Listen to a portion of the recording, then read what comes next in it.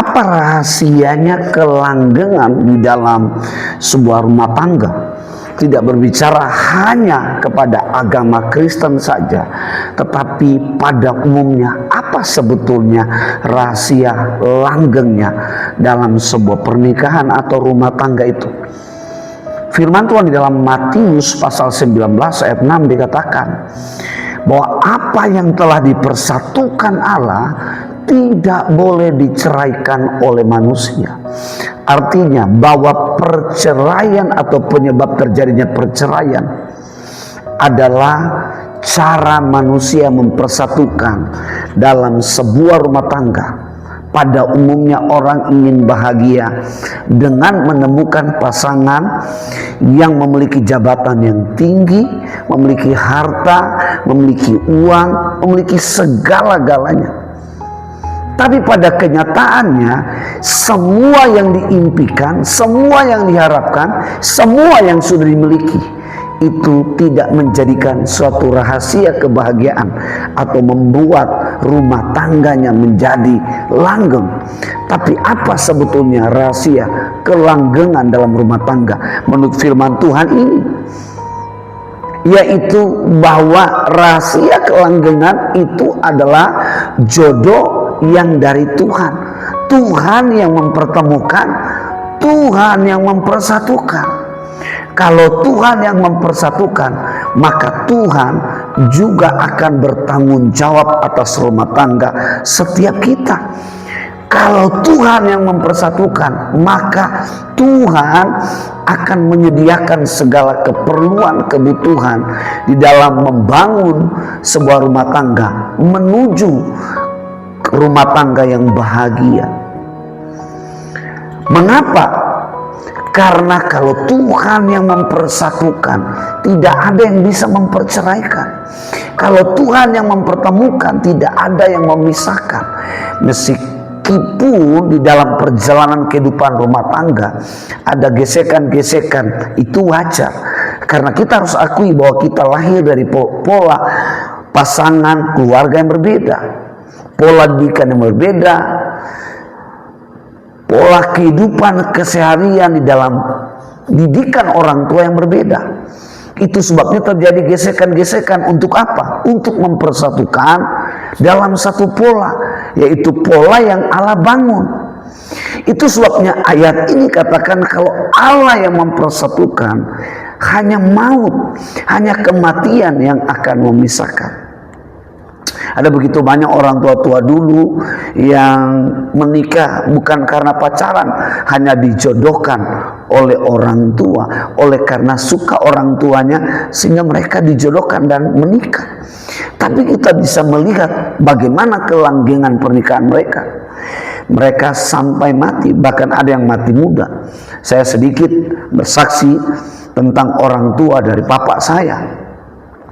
Oma saya memang sangat cantik dan hidungnya mancung putih, tapi di usia 34 menurut kesaksian waktu itu, oma saya sudah ditinggal suami yang tercinta, yaitu opa saya.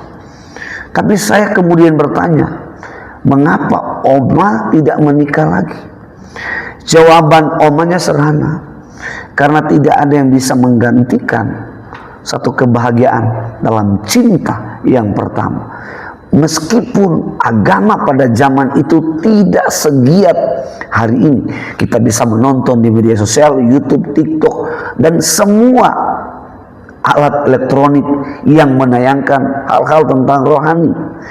Tetapi saya melihat begitu kuat cinta daripada oma dan opa, sekalipun maut sudah memisahkan mereka, cinta mereka tetap langgeng.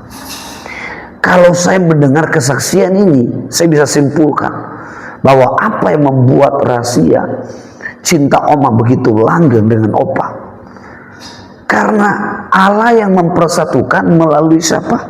Melalui orang tua mereka. Karena terkadang Tuhan bisa berbicara lewat orang tua kita, lewat siapapun. Ya, ada orang yang sudah menikah pacaran 10 tahun, tapi pada akhirnya gagal untuk tidak menikah. Bahkan ada orang yang sudah sekian lama pacaran, tapi ketika masuk dalam pernikahan mereka gagal.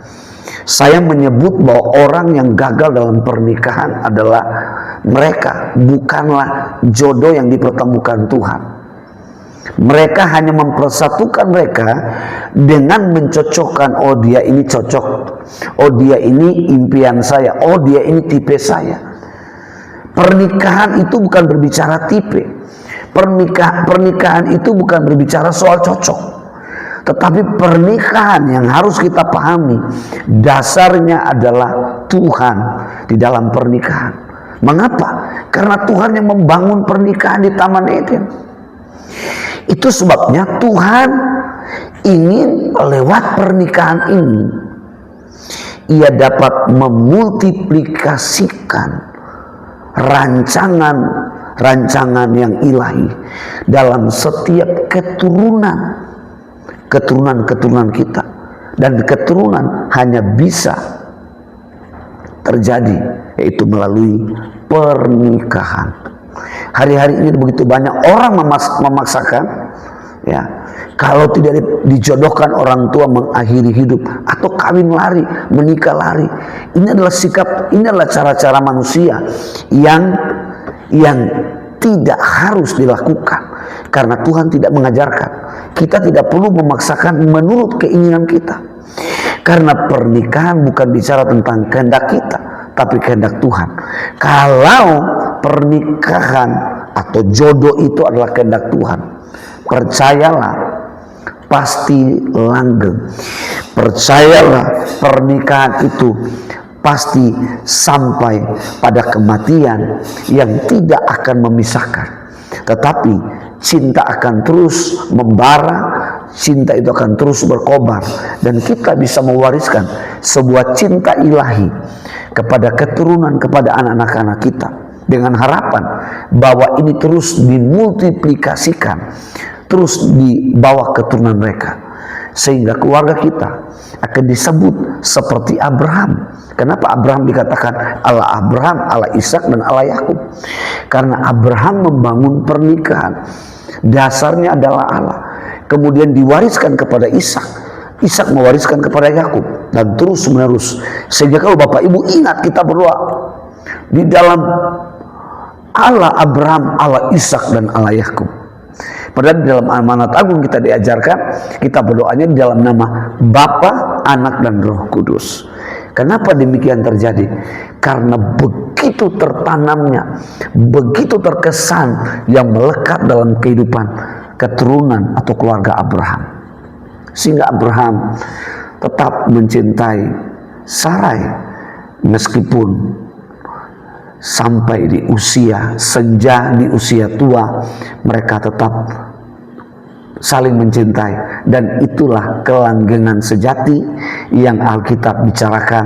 Dan marilah kita sebagai rumah tangga baik yang muda, yang sebaya, yang saat ini sedang berjalan, mari kita bangun pernikahan ini di atas dasar daripada Allah. Pertanyaannya, kalau bukan daripada Tuhan, bagaimana caranya? Carilah pembimbing rohani yang bisa membimbing dan mengarahkan, sehingga Bapak Ibu bisa membangun pada dasarnya. Percayalah, Tuhan akan menumbuhkan rasa cinta itu dalam satu dasar yang ilahi, yaitu di dalam Dia. Dan pernikahan kita akan menjadi pernikahan yang mengalami kelanggengan sejati. Bahagia sejati dalam Alkitab bukan diukur dari harta kekayaan, uang, jabatan, tetapi diukur dari dasar yang kita bangun. Jika kita membangun di atas dasar Kristus, maka kelanggengan sejati pasti terjadi.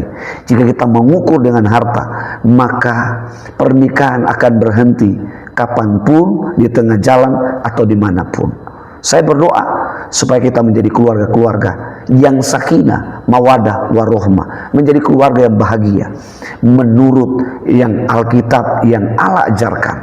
Tuhan Yesus memberkati.